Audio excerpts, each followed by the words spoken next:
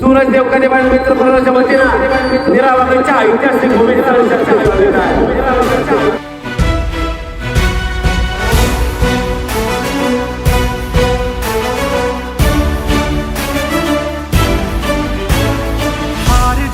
Heal पंडावरे जिद्द राहू दे मनी झुंजायची पुन्हा अडवतील ही लाख वादळे सिद्ध होनी तुला उजळायचे पुन्हा.